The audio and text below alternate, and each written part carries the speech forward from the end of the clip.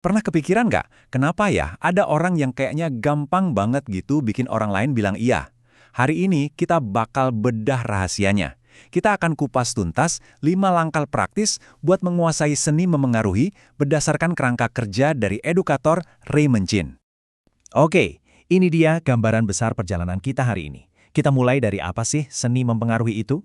Terus kita masuk ke 5 langkah utamanya, mulai dari riset, bangun koneksi, bikin jembatan, sampai ngasih penawaran. Dan terakhir, kita kunci semuanya dengan rangkuman simpel. Oke, kita mulai dari yang paling dasar dulu ya. Apa sih sebenarnya yang dimaksud dengan seni mempengaruhi ini?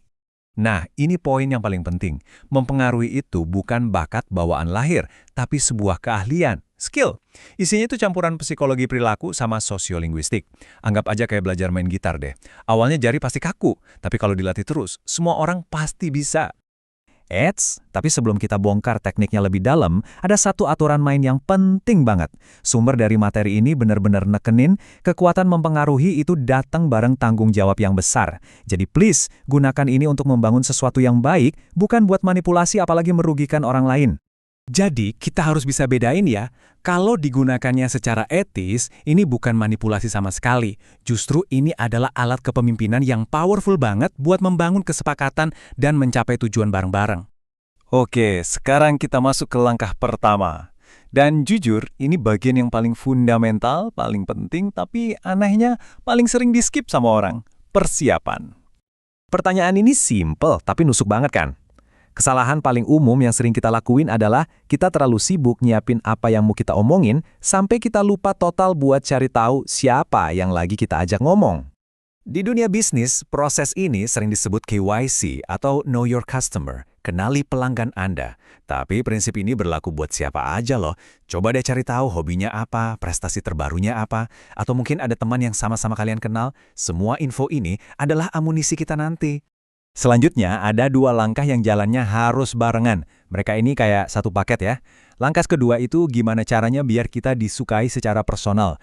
Dan yang ketiga, gimana caranya biar kita dipercaya secara profesional.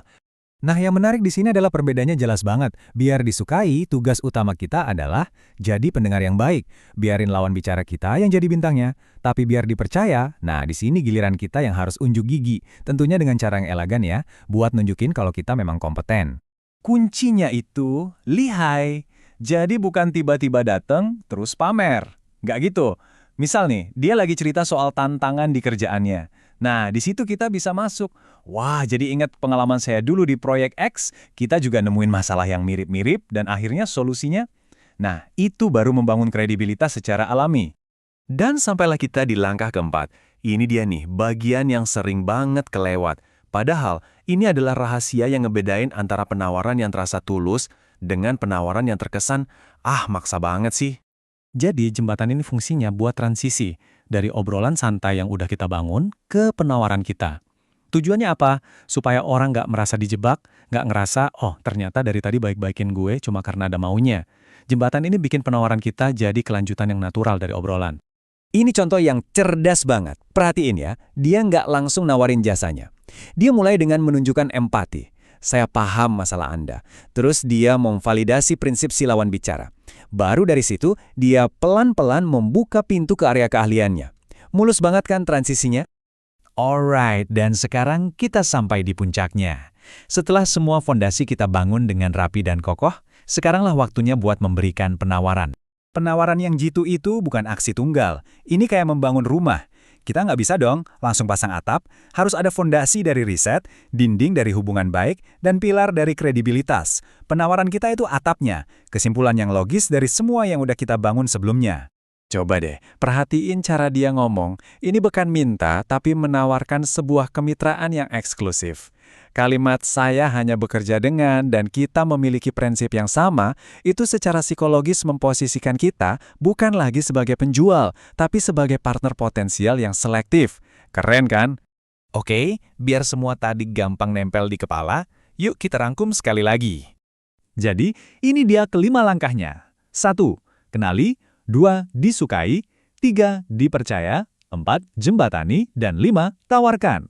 Coba deh, simpan kerangka ini di kepala setiap kali mau masuk ke sebuah obrolan penting. Pada akhirnya, semua ini cuma alat. Sebuah pisau bisa dipakai buat masak, bisa juga dipakai buat hal lain. Pertanyaannya sekarang, balik lagi ke kita masing-masing. Dengan pemahaman baru ini, gimana cara kita akan menggunakan seni mempengaruhi ini secara etis untuk menciptakan dampak positif di sekitar kita?